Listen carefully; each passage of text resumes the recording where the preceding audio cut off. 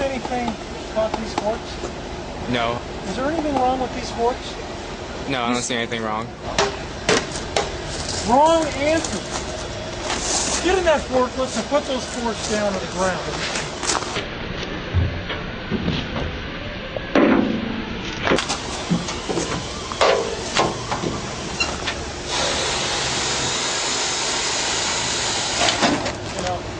This is the way the forks should be when you're done with the fork. Of course, you're not supposed to park it in the middle of the road either.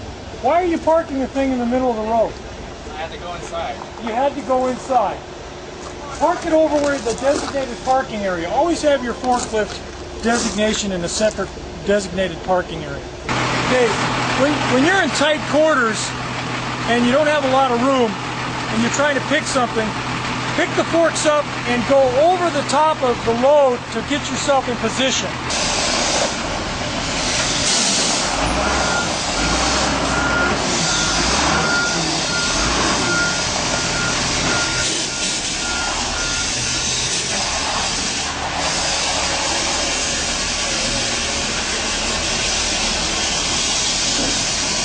Notice that this hammer has been laid down with the fuel pump and everything laying on the ground here, damaged like that. You know, we joked a little bit about in the video about, you know, putting the dunnage under the fuel pump, which you would never do that.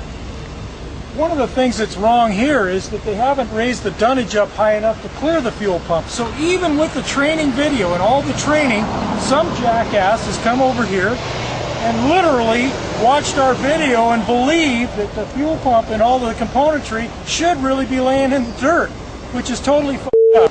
Now I'm going to ask this guy a question because this is another one of these disciplinary action type things.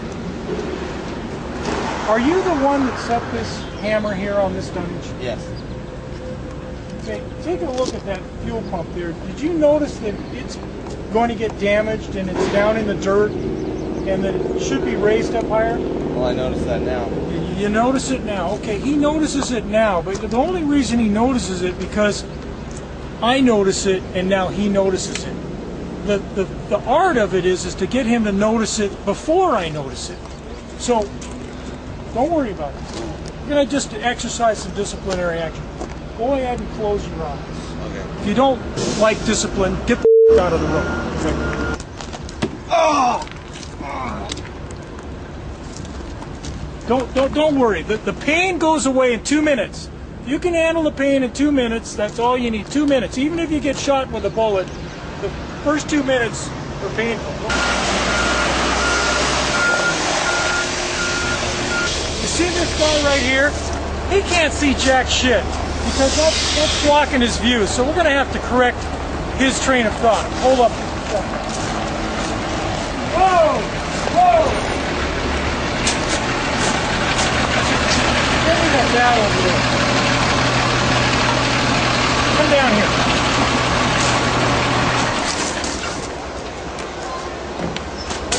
I just want to ask you a question. What the f can you see when you're driving by? What do you see when you're looking out the goddamn window? What do you see? You see the power unit. Well, no f***ing shit. He sees the power unit. What else do you see? Nothing. So, if I didn't stop you, you probably would have run into this truck right here, would you not?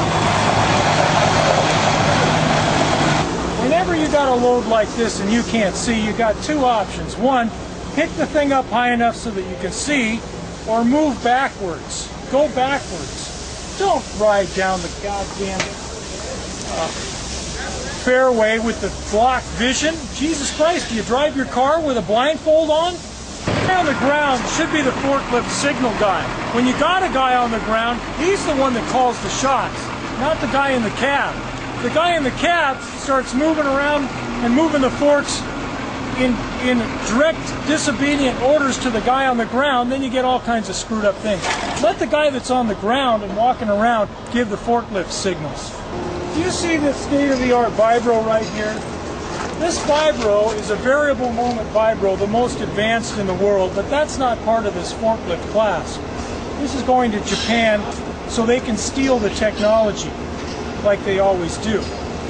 But if you step back a little bit and you look, here's our drill that we make, and they've stacked these things up like dominoes so close together that somebody's going to come by here, ignore my safety cone, and they're going to knock that over, then they're going to knock this over, and then they're going to knock that into that brand new power unit back there. So part of forklift safety is arranging things so they don't fall over like dominoes.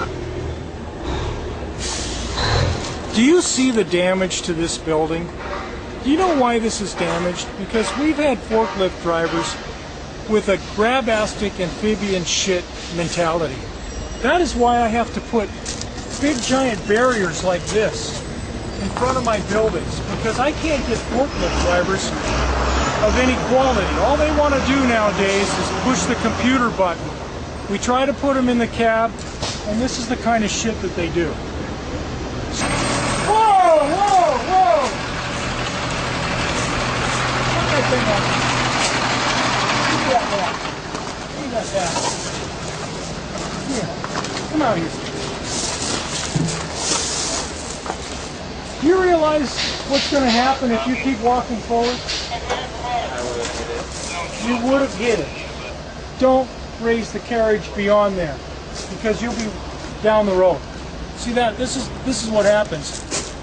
They don't realize that if they smash into that building, it's going to cost somebody money. Well, the somebody is the owner. He still wants his paycheck on payday, but yet he isn't awake enough to realize that he might smash into the top of that building.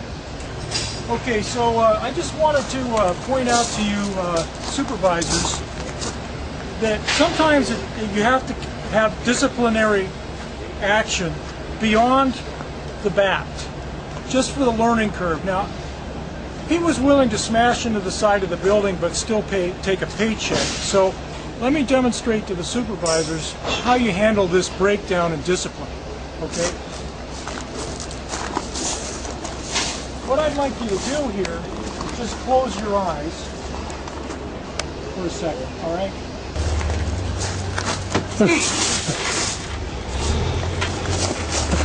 Come on in here. Now that pain will go away. Don't worry about it. While that pain is there, I want you to think about how you were going to smash that building. You understand? Don't worry. It'll go away in a couple of minutes. It only takes about 2 minutes of this kind of discipline for your employee to go from a shitbag, grabastic piece of amphibian shit to a contributor as your employee, worthy of his paycheck. This is a profitable organization called American Pile Driving Equipment, and is the largest pile driving equipment company in the world, and it's American. Scan back here and you notice that we have Caterpillar forklifts. Now, I'm not saying that if you don't own a Caterpillar forklift that it's not the best in the world, but pay close attention to this counterweight here. Now, if you work for a company that can't buy a forklift with enough capacity, and you've got to stack up weights on the back of this thing in order to lift something, go up to the owner and tell him to go f*** himself and put in your resignation and go work for a company that can afford a decent forklift. Don't have an accident because your owner doesn't have enough money to buy something. That's a good sign that you don't want to work for that company, because if they're low budgeting the forklift, they're going to low budget you.